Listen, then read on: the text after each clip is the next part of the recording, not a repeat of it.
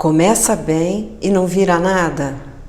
Eu sou Yara Restini, uma mulher vivida que passou por 7 casamentos e inúmeras histórias amorosas, felizes e infelizes.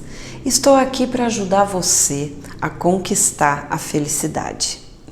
Nesse vídeo eu vou falar sobre aqueles relacionamentos que parece que vão engrenar e não chegam a lugar nenhum.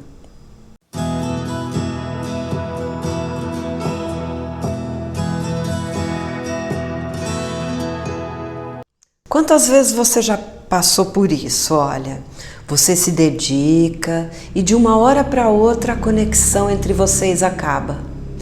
Ele não te liga mais, não responde mais as suas mensagens e aquele namoro que você estava sonhando ali acaba não acontecendo. Muitas pessoas se queixam que nunca conseguem fazer uma história que começa a se tornar um relacionamento estável.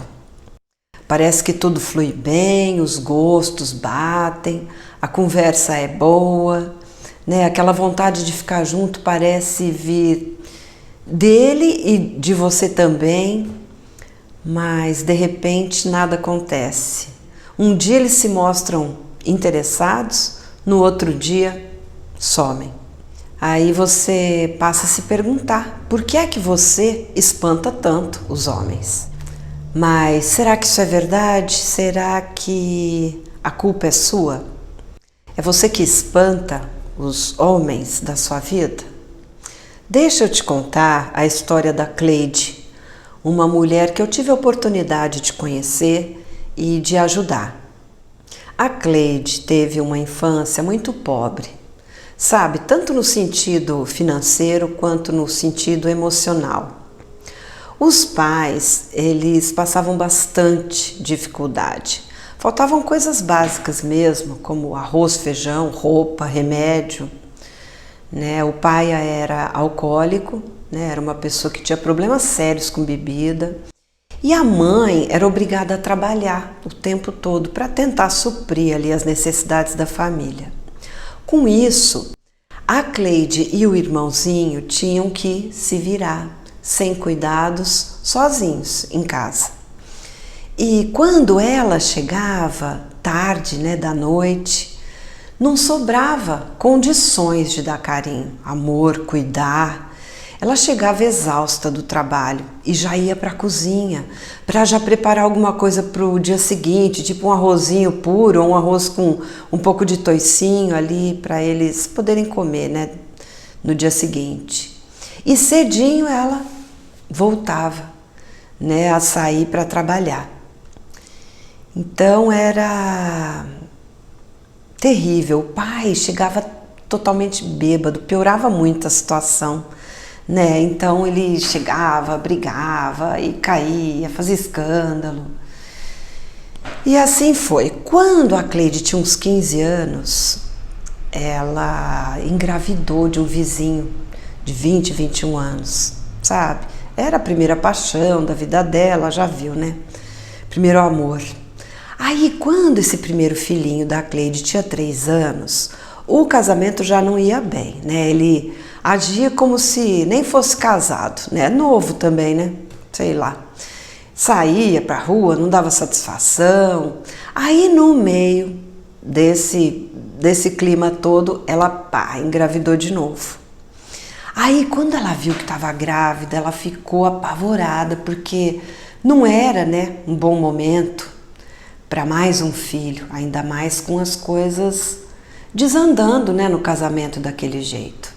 Ela sabia que quando ela contasse para ele, ele ia ficar muito injuriado. Mas fazer o quê, né? Ela teve que contar. Ele ficou muito bravo. E ele começou a fazer um inferno psicológico com ela. Sabe, ele passou a implicar com tudo na casa, com a roupa, com a comida, com onde que ela tinha guardado não sei o quê. Tudo era motivo para virar uma briga feia, qualquer coisinha. Né? E aí na briga ele pegava e falava que ela tinha forçado ali uma gravidez, como se ela sozinha fizesse uma gravidez, né? que então ela sabia que não era hora de terem mais um filho e virou aquele inferno. E ele desrespeitava ela, sabe? Xingava, foi um terrível. Quando esse segundo filho fez 1 aninho, ela descobriu que ele tinha uma outra mulher, sabe? Mas essa amante não era recente, ele já tinha um relacionamento com ela desde quando nasceu o primeiro filho. Ou seja, ela era traída desde o primeiro ano juntos. Então ela ficou muito mal. Só que ela não queria largar dele, ela queria que ele deixasse a outra, queria perdoar-lhe a traição, queria tentar recomeçar. Mas ele não quis saber, ele falou assim que ela ia ficar infernizando ele com essa história e enfezou e foi embora. E ela ficou sozinha com as crianças, né? Ela passou muito sufoco. Ele não apoiava de forma nenhuma, né? Sorte que a mãe dela costumava dar uma ajudada com as crianças no período da tarde. E assim ela conseguia fazer uns bicos em casa de acabamento de costura para uma tia dela que era costureira de vestido de festa, noiva e tal. E ela viveu anos nessa luta aí. Depois de 5 anos, ele voltou a procurar ela, mas para cuidar da papelada de separação, divórcio e tal, né? Ele queria oficializar a separação. Aí, quando eles foram no cartório para assinar e tudo, ela chorava sem parar, mesmo depois de tudo, da traição, dos anos de desprezo e descaso, né, com ela e as crianças. Ela ainda fez um último apelo para ele, né? Ela falou, ai, que pena, né, Serginho, eu ainda amo você, volta para casa, vamos criar junto, né, os meninos, tal. E ele olhou para ela com uma expressão de nojo e falou assim, num ato de desrespeito total, né, bem alto lá no cartório, onde eu fui amarrar o meu burro. E essa frase dele ficou martelando a cabeça dela por muitos anos, sabe? Depois de 1 ano que isso daí aconteceu, foi que ela começou a sentir vontade, né, de refazer a vida amorosa, encontrar alguém para amar, né?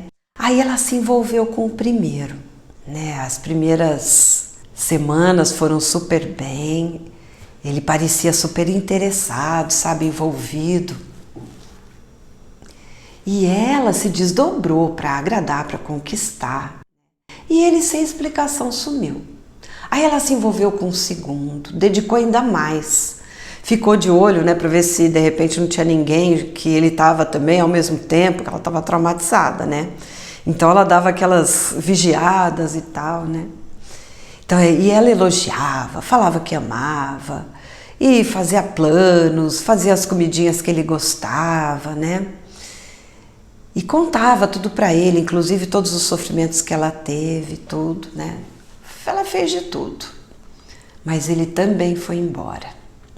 A partir do terceiro, a história já desandava nos primeiros dias. Eles já se desinteressavam da Cleide, sumia. E ela, quando veio procurar minha ajuda, ela me perguntava aos prantos, por que é que eu espanto eles? O que tem de errado comigo? Eu não sou feia, eu não sou burra, né? Eu não sou maltratada, eu não sou mal educada, eu estou sempre cheirosa, o que acontece? Ela estava cansada mesmo. E aquela frase que o ex-marido falou no cartório, sabe, levava ela, ficava na cabeça dela e levava ela lá para a infância, né? Trazia coisas que ela ouviu lá na infância.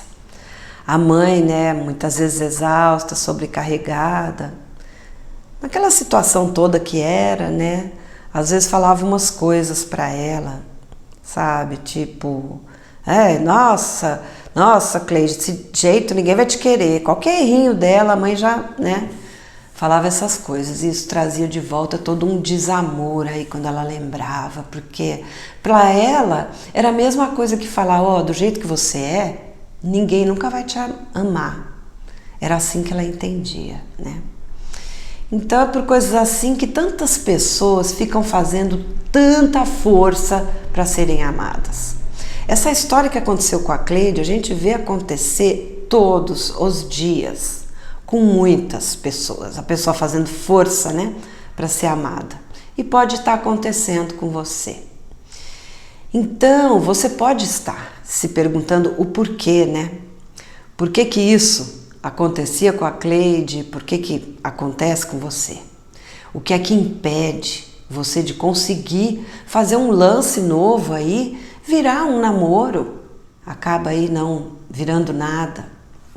Olha, uma das coisas que pode acontecer é o outro realmente achar que não houve ali afinidades, né, entre vocês. Isso pode acontecer. E isso tem que ser encarado com naturalidade, porque você também descarta quem você acha que não tem a ver com você, não é? Isso é normal e isso não pode ficar aí incomodando você, cutucando o seu orgulho ferido, né? É algo que precisa ser aceito e bola pra frente, que venham outros, né? Porém, o que acontece muito mais é um outro conjunto de coisas quando você começa a ter um caso que não vira atrás do outro, sabe? Acontece que a carência pode estar levando você a escolher com muita pressa. Aí você pega e acaba escolhendo alguém que nem estava preparado ou nem estava querendo construir aí uma história. E você pode também estar cometendo alguns erros importantes. Ó, veja só se você comete ou se você cometeu algum desses, ó. Um erro que pode estar acontecendo é você praticar excessos. Sabe, está muito disponível o tempo todo, está muito presente, dá atenção demais, ser compreensiva demais. A Cleide, por exemplo, fez isso. Ela ficou oferecendo excessos, ficou à disposição demais, tentou agradar demais, né? Acontece que o ser humano dá muito mais valor ao que ele precisa lutar para conseguir. Então, se ele não tiver assim nem um minuto de espera pela sua resposta no WhatsApp, se ele não tiver um pouco da sua ausência para sentir a sua falta, né? Se ele percebe os excessos aí que você faz para tentar agradar, se ele percebe que você já está conquistada, já está na mão dele, né? Sem ele ter que fazer nenhuma força, ele fica sem ter pelo que lutar. A natureza do ser humano é essa, ele precisa se esforçar, senão perde a graça, sabe, para ele. Então, muitas vezes, você passa por cima de compromissos seus, de relações suas, de preferências suas. Muitas vezes você massacra os seus limites para fazer coisas que você acha que ele quer e que assim ele vai te valorizar, pensando que você está agradando. E na verdade, o sinal que você dá com isso aí, fazendo isso aí, é de que você tem menos valor do que você realmente tem. Ó, você já reparou que tudo o que é raro tem mais valor pra gente? Por exemplo, por que um diamante custa muito mais caro do que um cristal, né? Porque ele é muito mais raro na natureza. Ele dá muito mais trabalho para ser encontrado e extraído da mina ali de diamantes. Então, se você fica oferecendo facilidade demais, esses excessos, o outro se desinteressa e fica folgado também. E esses excessos acontecem por insegurança, acontecem como uma forma de você tentar falar assim para ele: olha como eu mereço ser aceita e amada, olha só como eu faço de tudo, eu estou sempre aqui disponível para você, olha quanta coisa eu faço por você, me aceita, me ama, vai, sabe? Ó, um outro erro que pode estar acontecendo é você querer tanto que a história dê certo, querer tanto proteger, né, essa história de tudo e de todos, que você se torna controlador e possessiva. Sabe, você ficar querendo controlar quem curte, quem não curte, quem comenta, quem não comenta, os posts dele, sabe? Que horas que ele foi dormir, ficar vendo ali qual foi o último horário que ele mexeu no WhatsApp, sabe? Ficar espionando. E aí você, ainda por cima, comenta: nossa, hein? Mas aquela fulana que fica comentando seus posts é atrevida, hein? Sabe? Ou então você pega e pergunta: nossa, você estava no WhatsApp às 2 da manhã, hein? Sabe assim? Ou então você vê que ele está online, né? Não aguenta e manda um oi, por exemplo, para atrapalhar alguma conversa aí que você imaginou, suspeita, né? Olha, eu tô falando isso porque eu já fiz muito isso, muitas vezes. E o resultado não é bom. Aliás, é um tiro no pé isso daí, sabe? Uma coisa que eu já fiz muito no passado também, por exemplo, foi passar em frente a algum lugar, a um bar, por exemplo, onde a pessoa estava com amigos, para ver se estava com amigos mesmo, se tinha mulherada. Então são invasões por pura insegurança. E o outro percebe, ele percebe, sabe? Um outro erro que pode estar acontecendo é a pressa. Pressa da história ser assumida como um namoro sério, pressa de definir os sentimentos cedo demais, ficar perguntando o que sente, começar a falar que ama rápido demais, começar a falar de planos para o futuro rápido demais, exigir às vezes logo no início atitudes dele que seriam para uma história já bem mais firme, né, de mais tempo. A maioria dos homens não começam um relacionamento conscientes, sabe? Eles começam um lance. Então, eles precisam de um tempo para a ficha deles cair, para eles perceberem que tá rolando um sentimento, que a coisa tá séria. Então, imagina o susto deles se você começa a agir como se vocês já estivessem lá na frente. Ele corre mesmo. Um outro problema que pode estar acontecendo é você estar se sabotando, ou seja, se sacaneando, sabe, com autossabotagem para fazer não dar certo. Ué, mas como assim, Yara? Se o que eu mais quero é que dê certo, né? Então, acontece que esse movimento seu não é consciente. Você pode estar se armando para evitar dores parecidas com outras dores, né, que você aí sofreu. E aí você dá uma estragada na história e nem está percebendo. Outro problema que entra aí é a fixação em crenças limitantes, sabe? Crenças limitantes são todas as coisas que você acredita sobre você, sobre o amor, sobre os homens e que não são verdades. No amor, essas crenças limitantes fazem com que você se impeça de amar, fazem você se sabotar, impedem você de ter clareza na hora de escolher uma pessoa, impedem de ter clareza na hora de conduzir uma relação aí. Então, por exemplo, se você pensa ou fica falando que nenhum homem merece o seu amor, que você sempre vai ser traída, que todos os homens fazem sofrer, que você é incapaz de inspirar fidelidade nos homens, que você precisa fazer muita força para ser amada, que ninguém vai amar você do jeito que você é. Tudo isso, cada uma dessas frases é uma crença limitante. Se alguns homens não fizeram por merecer o seu amor, não significa que nenhum deles mereça. Se você sentir, pensar e agir baseada nessas crenças, você não vai tomar atitudes que produzam o resultado que você quer, que você deseja, porque você se mantém limitada por essas crenças. Aí você afasta os homens sem nem perceber que está fazendo isso. Você pode tratar o outro como se ele não prestasse, por exemplo, como se ele não fosse confiável, como se ele só fosse trazer sofrimento para você. E isso pode ser sentido pelo outro, sabe? Pelo seu jeito de falar.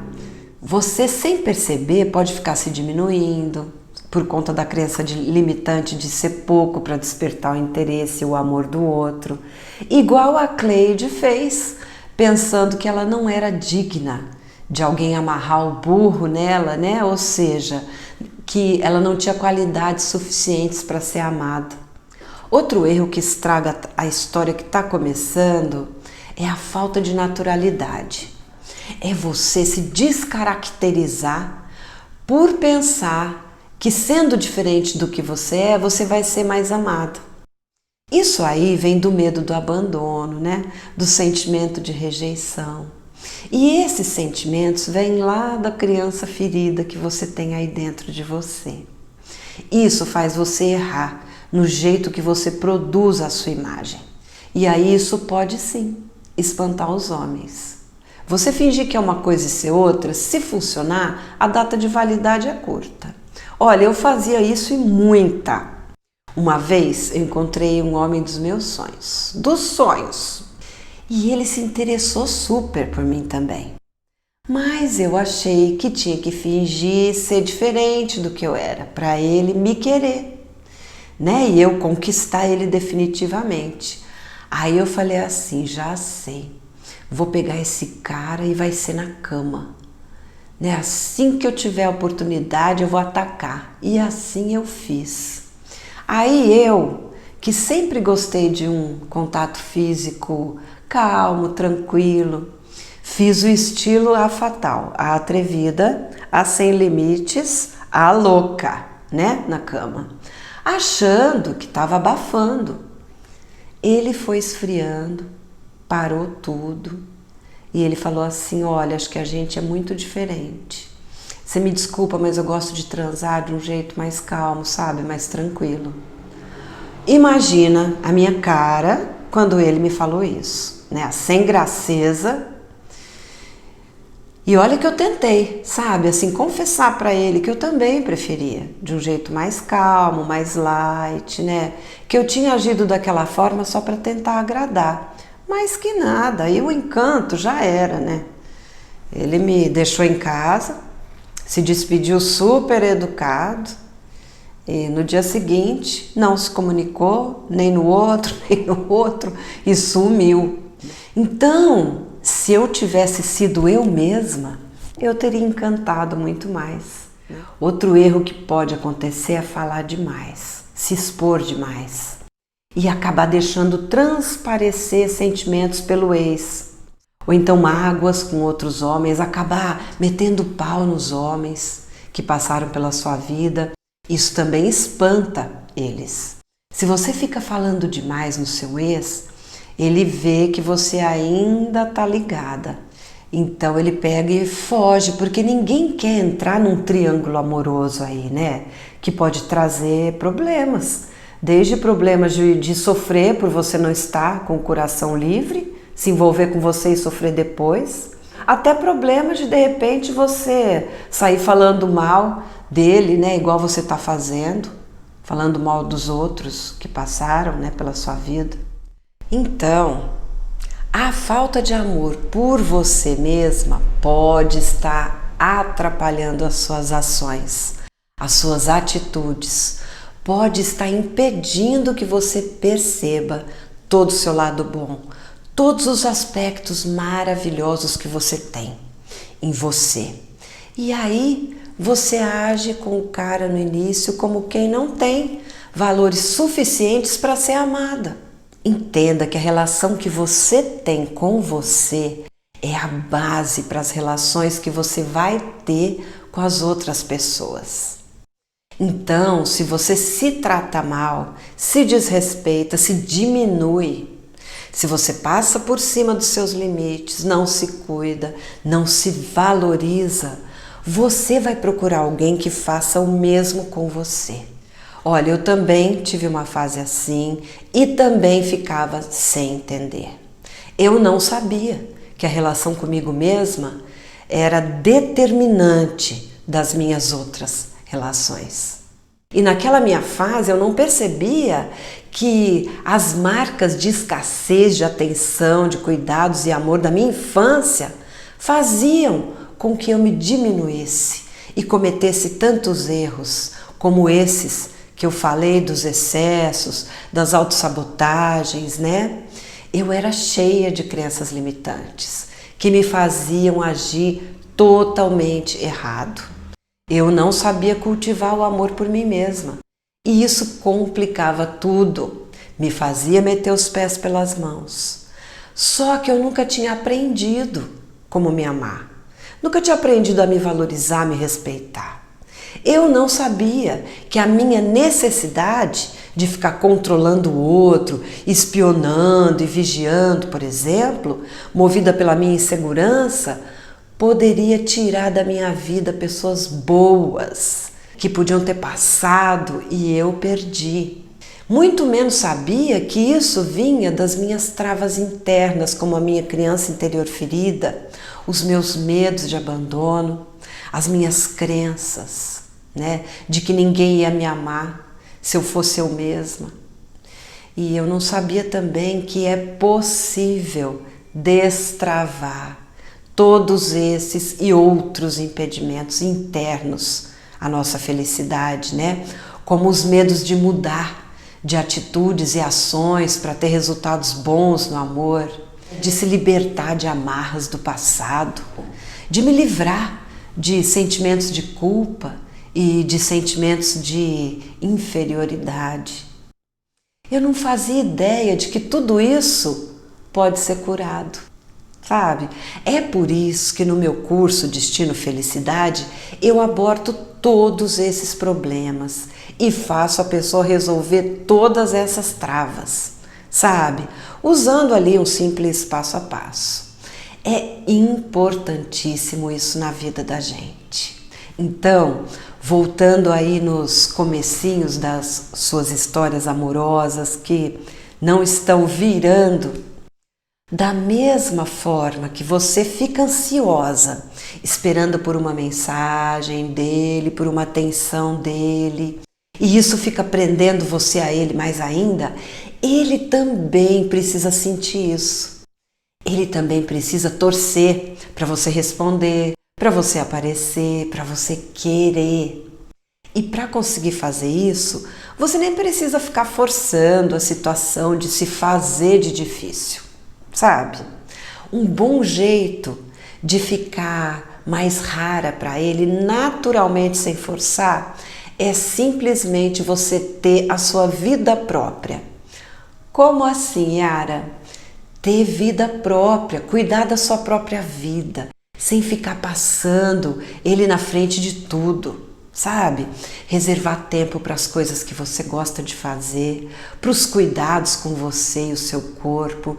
Reservar tempo para estar aí com as suas amigas, para visitar alguém, né, que você tem vontade de visitar. Tempo para cuidar de coisas da sua casa, da sua vida, da sua saúde e ver alguma coisa para os seus filhos. Reservar para você as horas de sono suficientes para você se sentir bem. Reservar aí momentos para ler, para assistir um filme, fazer um exercício. Reorganizar um armário, organizar as coisas aí do seu trabalho, de repente se programar para sentar e trabalhar em cima de um projeto novo aí, de um trabalho para fazer. Uma lista de supermercado feita com calma, uma lista de coisas que você quer se programar para fazer.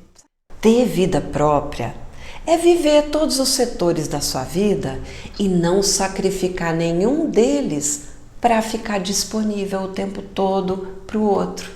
Uma mulher que não faz a sua vida ficar girando em torno do outro é muito mais interessante sempre.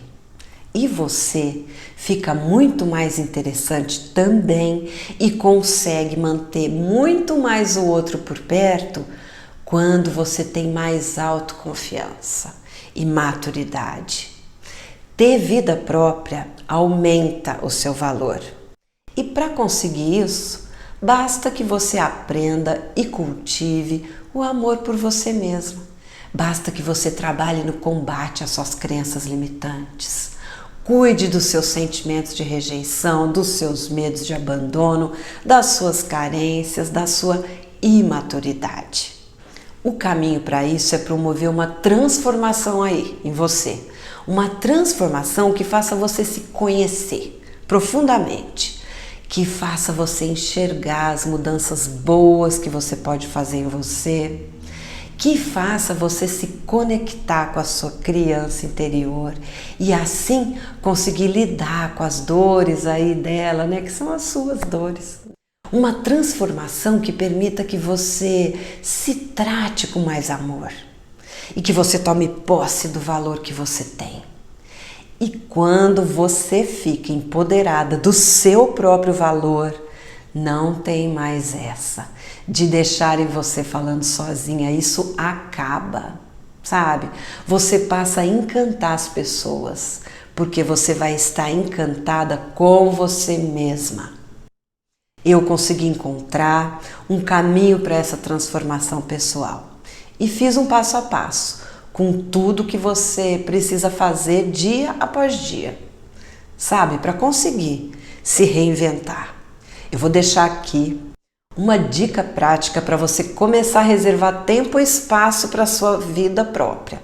A partir de hoje, sempre que você tiver alguma coisa sua programada, qualquer coisa programada, por mais simples que seja, por exemplo, aí se você programou fazer uma pipoca para assistir alguma coisa na TV à noite, e a pessoa que está dando umas sumidas aí reaparecer do nada, chamando você para sair, que quer te ver, você vai responder: que pena, hoje eu não posso, eu já tinha outra coisa programada.